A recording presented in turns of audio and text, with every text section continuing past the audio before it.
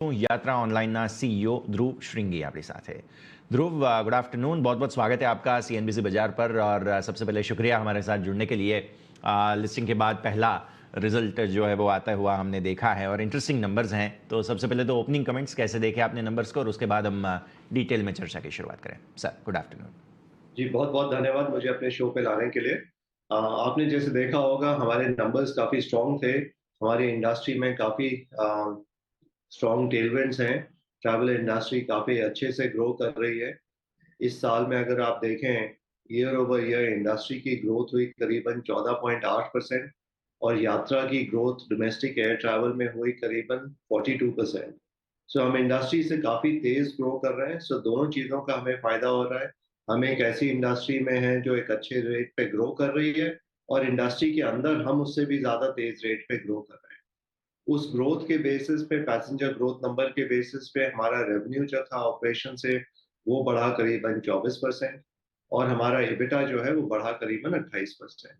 और ये अभी डेटा जो आप देख रहे हैं, ये जो नंबर्स देख रहे हैं, ये आईपीओ के प्रोसीड से पहले के हैं।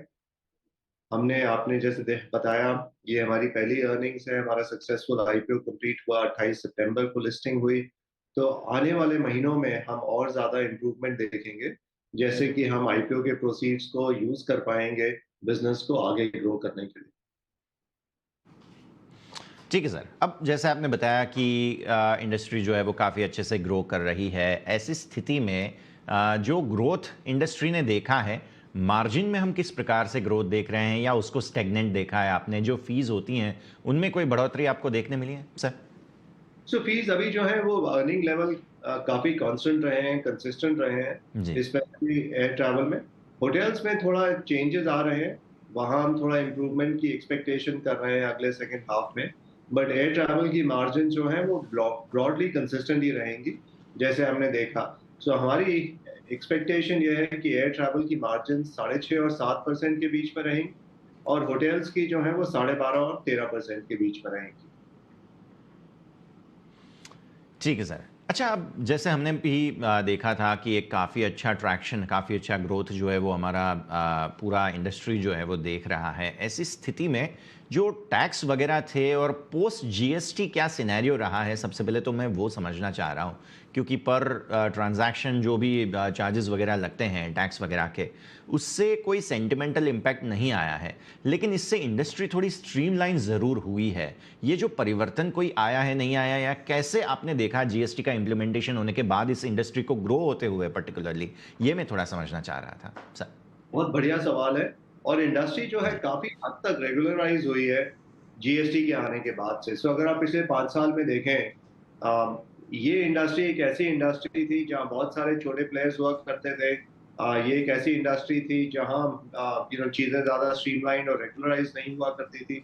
पर जीएसटी के आने के बाद हमने ये देखा है, स्पेशली कॉर्पोरेट ट्रैवल के केस में, कि कंपनीज जो हैं अब ऐसी ट्रैवल कंपनी के साथ काम करना चाहती हैं जो उनको पूरा जीएसटी इनपुट प्रोवाइड कर सकें, जो उनका जीएसटी रिकंसिलिएशन प्रोसेस स्ट्रीमलाइन कर सकें।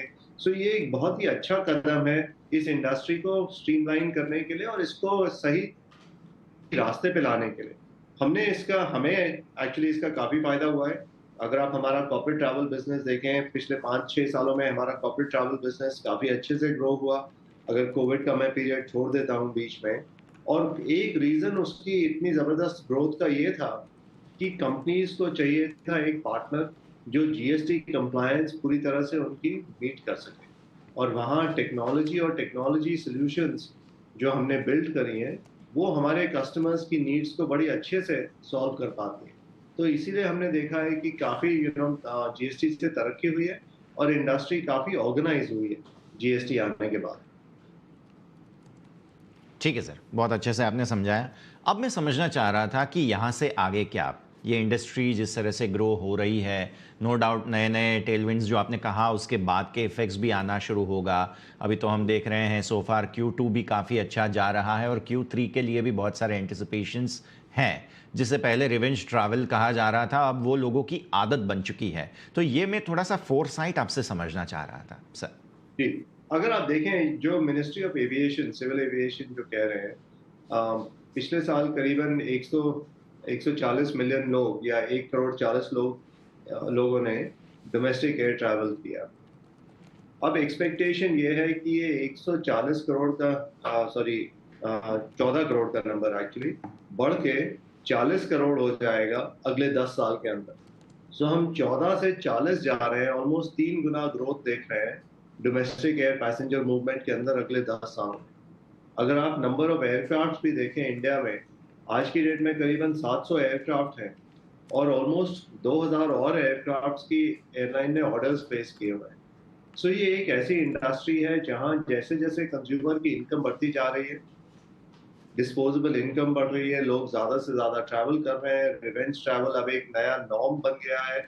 ऐसा कोई हम्म। रिवेंज ट्रैवल नाम की कोई चीज ही नहीं है। अब लोग इस बिल्कुल। नए लेवल पे ही ट्रैवल करना चाहते हैं। हमने सबने देख लिया हम्म। है कि जिंदगी एक ही बार मिलती है और लोग उस जिंदगी का पूरा फायदा उठाना चाहते हैं। तो उसके बेसिस पे travel, because disposable income linked है और इंडिया में इनकम लेवल्स अच्छे से बढ़ते जा रहे हैं, ट्रैवल में एक ऐसी इंडस्ट्री है जहां सालों साल ग्रोथ रहेगी अगले 10-15 सालों तक। सो हम as a market leader, specially जहाँ कॉर्पोरेट ट्रैवल स्पेस है जहाँ पे हम ज़्यादा ऑपरेट करते हैं, हमने ये भी देखा है कि इंडस्ट्री का travel spend typically GDP growth से 1.5 से 2 गुना ज़्यादा बढ़ता है। तो अगर जीडीपी को हम देख रहे हैं 6.5% के लिए, ग्रोथ के लिए, तो इंडस्ट्री कम से कम 9.5 से 12%, 13% की रेंज में ग्रो करेगी। और अगर इंडस्ट्री उस ग्रोथ पे बढ़ रही है, तो हम as a leading player in the industry expect करते हैं कि एटलीस्ट इंडस्ट्री से हम 2 गुना ज़्यादा ग्रो करेंगे। तो इंडस्ट्री के लिए हम जैसे जी। जो मेन प्लेयर्स हैं उनके लिए ये काफ़ी अच्छा टाइम है। बिल्कुल, काफ़ी अच्छे से आपने समझाया है ग्रोथ के बारे में। अब मैं समझना चाहूँगा कि हमारी जो प्रॉफ़िटेबिलिटी है उसको और कैसे हम आगे बढ़ाएँगे, बिकॉज़ कैश जनरेशन और आपको करना पड़ेगा। और कोई सोर्सेज़ आप देख रहे हैं और कोई डाइवर्सिफ़िकेशन या फिर नए वर्टिकल्स वग़ैरह को ऐड करने की कोई आपकी योजना है आने वाले वक़्त में? सर? हाँ जी, सो अगर आप देखें हमारा जिस तरह से बिज़नेस बढ़ा है पिछले सालों में, हमने जी। एक टेक्नोलॉजी प्लेटफ़ॉर्म बनाया है बड़ी कॉर्पोरेट कंपनीज़ के लिए। और एक बार ये टेक्नोलॉजी सॉल्यूशन कंपनीज़ के अंदर इंटीग्रेट हो जाए, तो उसके बाद और प्रोडक्ट्स उस पे ऐड करना हमारे लिए काफ़ी आसान है। टिपिकली ये एयर ट्रैवल के साथ शुरू होता है, उसके बाद फिर होटल्स, फिर कैब्स, इंश्योरेंस, और हर इंक्रीमेंटल प्रोडक्ट जो हम ऐड करते हैं, उसपे मार्जिन्स काफ़ी हाई होती हैं, बिकॉज़ हमारी इंक्रीमेंटल कॉस्ट जो है हर अलग नए प्रोडक्ट के लिए काफ़ी लो है।